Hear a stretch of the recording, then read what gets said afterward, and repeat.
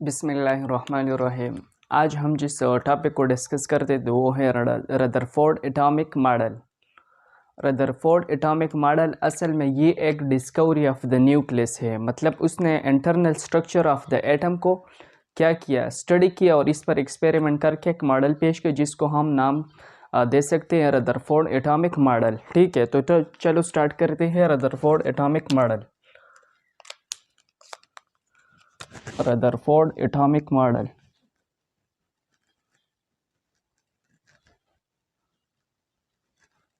Rutherford atomic model. सबसे पहले हम इस रदरफोर्ड के बारे में थोड़ा बहुत लिखते हैं कि ये कौन था। ये रदरफोर्ड असल में एक न्यूजीलैंडर साइंटिस्ट था। न्यूजीलैंडर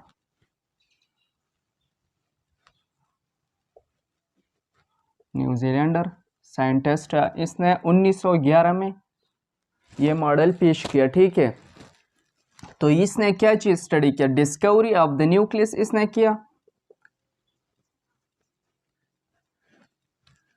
डिस्कवरी ऑफ न्यूक्लियस इसने internal structure of the atom को क्या किया, स्टडी किया। ठीक है, इंटरनल स्ट्रक्चर ऑफ एटम। ठीक है, अब हम इसके एक्सपेरिमेंट लिखते हैं। एक्सपेरिमेंट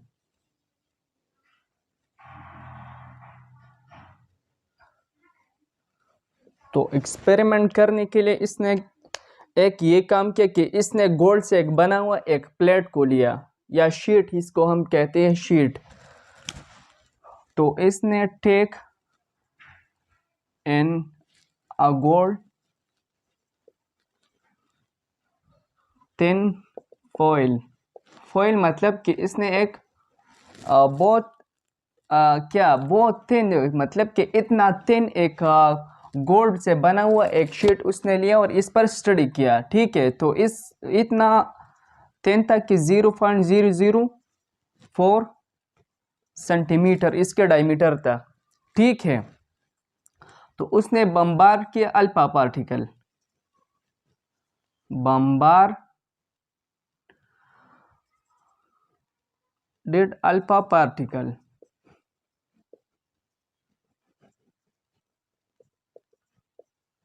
तो अल्फा पार्टिकल इसने किस वजह से लिया। अल्फा पार्टिकल असल में हम लेते हैं रेडिएक्टिव मेटल से। मतलब अल्फा पार्टिकल रेडिएक्टिव मेटल से हम क्या हासिल कर सकते हैं, तो इसमें रेडिएशन वाली जो एबिलिटी है वो पाई जाती है। किस चीज में, अल्फा पार्टिकल में। अल्फा पार्टिकल आर ऑब्टेन किस चीज से, from the iron metal, from the metal, radioactive metal.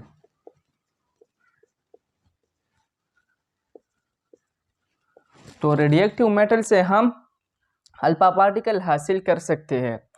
इसने इसके अराउंड ये जो आपको नजर आता है ये वाला, ये एक फोटोग्राफिक स्क्रीन है।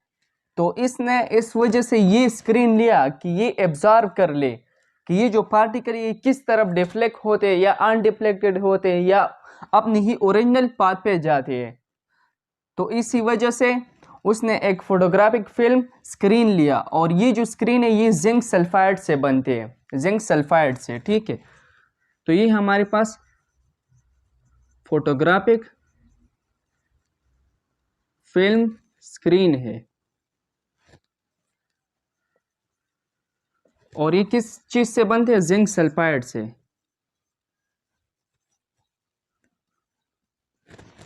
ठीक है, अब फोटोग्राफिक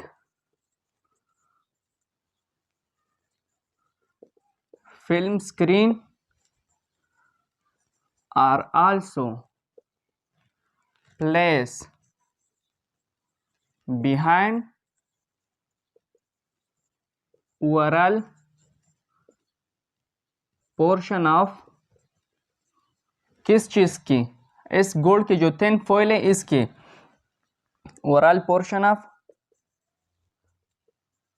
थिन गोल्ड फॉइल। ठीक है, तो ये है हमारे पास एक्सपेरिमेंट। एक्सपेरिमेंट के बाद इसने क्या किया, ऑब्जर्व किया कि इसने क्या क्या चीज़ें ऑब्जर्व किया। तो ऑब्जर्वेशन हम यहाँ पर लिखेंगे, ऑब्जर्वेशन। देखिए यहाँ पर मैं कंसेप्चुअल आपको ये एक्सप्लेन करता हूँ। ठीक है, जैसे ही यहाँ से इसने अल्फा पार्टिकल बम्बार्ड किया, तकरीबन 20,000 अल्फा पार्टिकल इसने बम्बार्ड किए। कितने? 20,000। अबाउट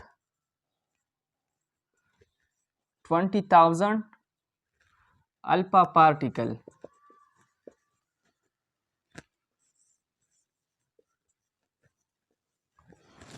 तो 20,000 अल्फा पार्टिकल जब इसने बम्बार्ड किया एक थिन गोल्ड फॉइल पर, तो यहाँ पर क्या हुआ, बहुत सारी अल्फा पार्टिकल इस तरह डिफ्लेक्ट हो गई और बहुत सारी अल्फा पार्टिकल इसी तरफ स्ट्रेट लाइन पर गई और मतलब अनडिफ्लेक्टेड रह गई, अनडिफ्लेक्टेड रह गई। ठीक है, और बहुत सारी इस तरह की भी अल्फा पार्टिकल थी कि वो अपनी ही रास्ते पर, ओरिजिनल रास्ते पर बिहाइंड चले गई। ठीक है, तो जैसे ये डिफ्लेक्शन हो और अनडिफ्लेक्शन हो और ओरिजिनल पाथ पर वापस बहुत सारे अल्फा पार्टिकल भी गई, तो उनसे कुछ न कुछ मालूमात हासिल करके रदरफोर्ड ने यहाँ पर ऑब्जर्वेशन में ये कहा है कि some alpha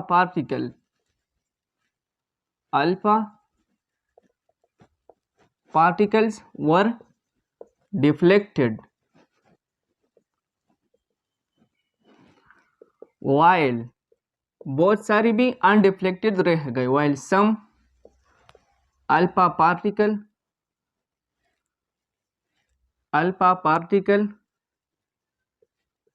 were undeflected.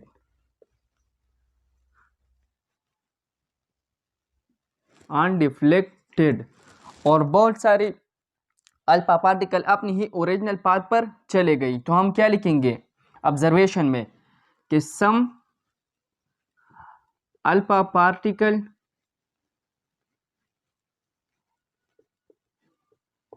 Were go back to their original path.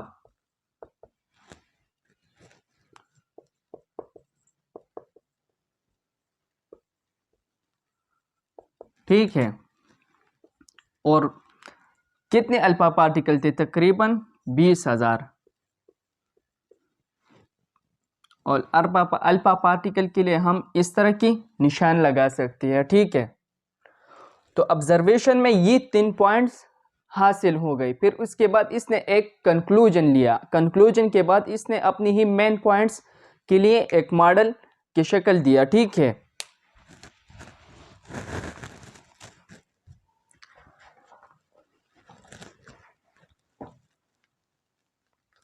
अब हम करते हैं कंक्लूजन।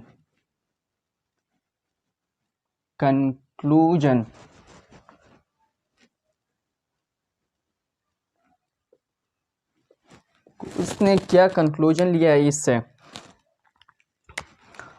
तो रदरफोर्ड कहता है कि atom are having the heavy particle, कि एटम के अंदर अंदरूनी हिस्से में हैवी पार्टिकल पाई जाती है। वो हैवी पार्टिकल असल में पॉजिटिव वाले हैं, पॉजिटिव चार्जेस वाले।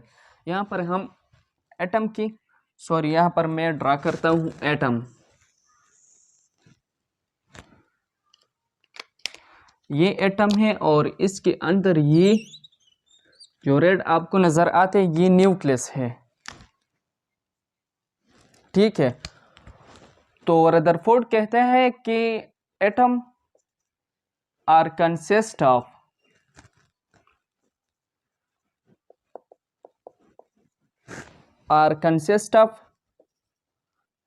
Heavy particles.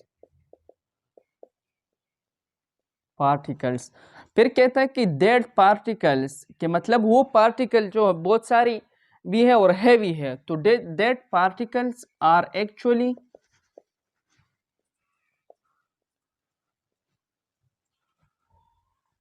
क्या है, पॉजिटिव चार्जेस वाले हैं,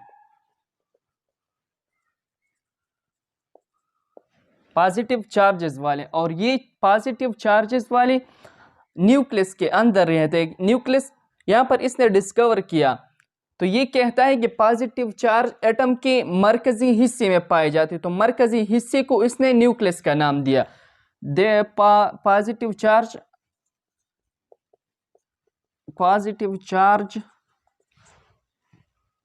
जिस are present inside of the nucleus, inside of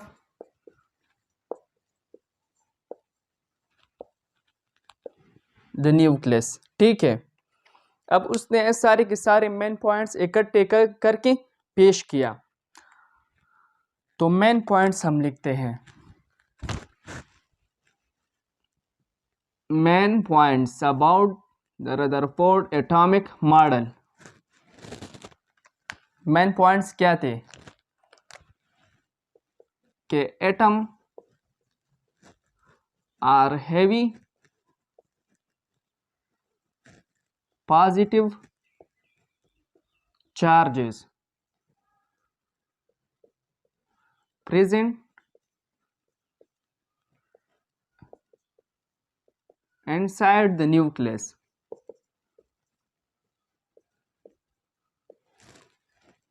फिर वो कहता है कि न्यूक्लियस के साथ साथ, न्यूक्लियस के अंदर में प्रोटॉन के साथ साथ यहाँ पर न्यूट्रॉन भी पाई जाती है। ठीक है, तो ये न्यूट्रॉन असल में न्यूट्रल है।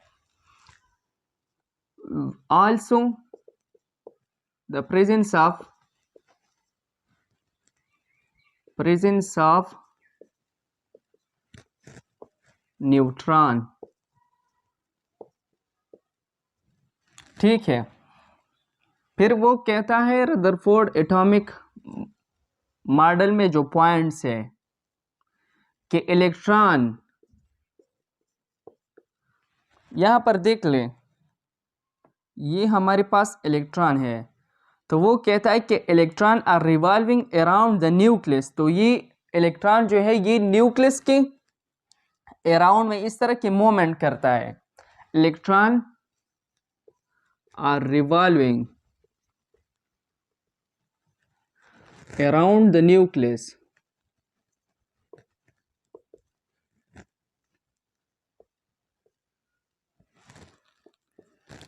ये इलेक्ट्रॉन और पॉजिटिव चार्ज प्रोटॉन न्यूक्लियस, इन दोनों के दरमियान जो अट्रैक्टिव फोर्स है तो वो सेंट्रीफ्यूगल फोर्स है। तो सेंट्रीफ्यूगल फोर्स इलेक्ट्रॉन को सेंट्रीफ्यूगल एक्सेलरेशन में या सेंट्रीफ्यूगल फोर्स की वजह से इसको कंपेल करता है, मजबूर करता है कि इलेक्ट्रॉन रिवॉल्विंग इस तरह की वो एक सर्कुलर मोशन करते हैं। So due to the attractive force of nucleus,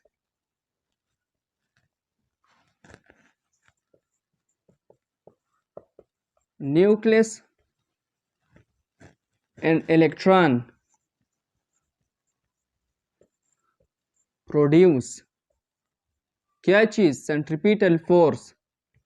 तो वो सेंट्रीफ्यूगल फोर्स क्या करता है, इलेक्ट्रॉन को इस बात पे या इस काम पे मजबूर करते हैं कि वो सर्कुलर मोशन में इस तरह की हरकत करते हैं। ठीक है, तो ये मेन पॉइंट्स थे about the Rutherford atomic model. फिर ये कहता है कि atoms are having empty space, कि एटम की ये जो अंदरूनी हिस्सा है वो ज्यादातर क्या है, एम्प्टी है, कि मतलब खाली है। ये किस वजह से कहते हैं, यहाँ पर देख ले, जैसे ही अल्फा पार्टिकल यहाँ से बम्बार्ड हो जाते तो अनडिफ्लेक्टेड होकर यहाँ से ये इस बॉडी को क्रॉस करती है और चले जाते हैं। तो मतलब यहाँ पर एटम की ये जो हिस्सा है, बहुत सारा हिस्सा ये वाला, तो ये खाली है। तो खाली होने की वजह से ये पार्टिकल इस तरह न्यूक्लियस को क्रॉस करके जाते हैं। ठीक है, तो मतलब कि ये एटम के अंदरूनी ज़्यादातर हिस्सा खाली है, तो खाली होने की वजह से आन डिप्लेक्शन भी हो गया। ठीक है, इस प्रूफ की वजह से इसने ये पॉइंट्स भी इंक्लूड किए कि most of the space of the atom are empty. ठीक है, और फिर कहता है कि the size of the nucleus is very small as compare to the size of atom, के द न्यूक्लियस की जो साइज है वो बहुत ज्यादा कम है as compare to the size of atom. The nucleus size are very small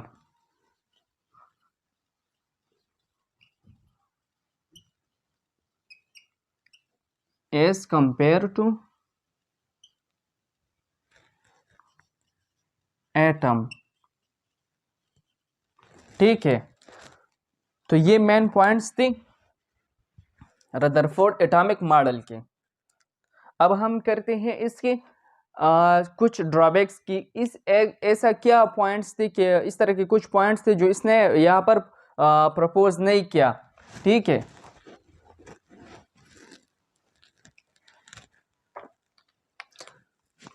तो रदरफोर्ड ने स्ट्रक्चर ऑफ एटम एक्सप्लेन नहीं किया।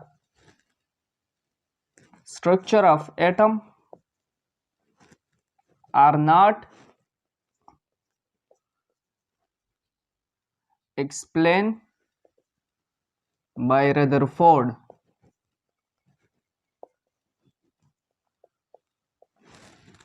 उसने ये बात भी यहाँ पर नहीं किया कि इलेक्ट्रॉन तो यहाँ पर है जो इस तरह के मोशन करती है, सर्कुलर मोशन, लेकिन इसका कोई रीजन है कि नहीं है, कि मतलब इसने no idea about the shell, मतलब इसने इलेक्ट्रॉन की जो एरिया है, रीजन, इसके बारे में कुछ भी नहीं कहा। तो no idea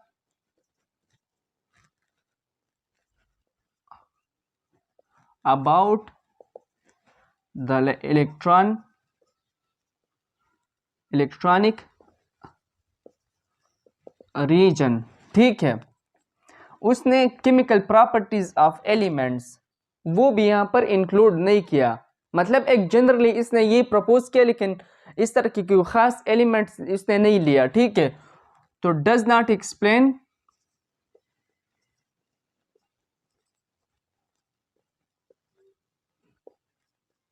any chemical properties of element.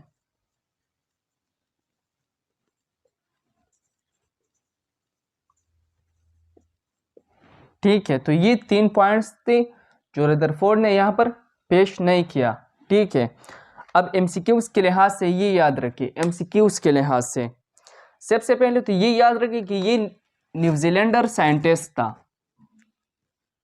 ठीक है, एक एमसीक्यूज तो ये है। दूसरा मेन पॉइंट्स ये है कि ये एक्सपेरिमेंट इसने किस वजह से किया, डिस्कवरी ऑफ द न्यूक्लियस।